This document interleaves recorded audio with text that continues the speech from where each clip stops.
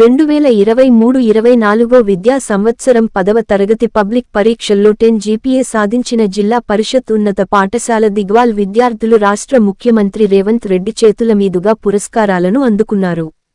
హైదరాబాద్ రవీంద్ర భారతిలో జరిగిన ఓ కార్యక్రమంలో సంగారెడ్డి జిల్లా కోహీర్ మండలం దిగ్వాల్ పాఠశాలకు చెందిన ఎన్ తులసి, బి సాయిచరణ్ మరియు కోహీర్ మండల నోడల్ అధికారి, దిగ్వాల్ ఉన్నత పాఠశాల ప్రధానోపాధ్యాయులు మహమ్మద్ జాకిర్ హుస్సేన్, పాఠశాల ప్రతినిధిగా వెళ్లిన ఉపాధ్యాయులు రవీందర్ వందేమాతరం ఫౌండేషన్ రాష్ట్ర స్థాయి ప్రతిభా పురస్కారాన్ని అందుకున్నారు.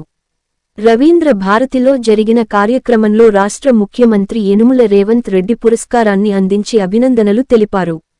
ఈ సందర్భంగా కోహీర్ మండల నోడల్ అధికారి మరియు దిగ్వాల్ ఉన్నత పాఠశాల ప్రధానోపాధ్యాయులు మహమ్మద్ జాకిర్ హుస్సేన్ మాట్లాడుతూ, ప్రతిభావంతులైన విద్యార్థులను ప్రోత్సహించి వారి యొక్క అభ్యున్నతికి కృషి చేసి ఉత్తమ విద్యార్థులుగా తీర్చిదిద్దిన గురువులను, గురు బ్రహ్మలకు వందనం అంటూ ప్రశంసించడం ఎంతో ఆనందదాయకమని అన్నారు.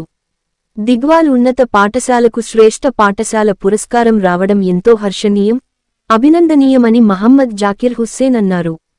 రాష్ట్ర స్థాయి పురస్కారం అందుకున్న విద్యార్థులను ఉపాధ్యాయులు, తల్లిదండ్రులు మరియు గ్రామ ప్రజలు అభినందించారు.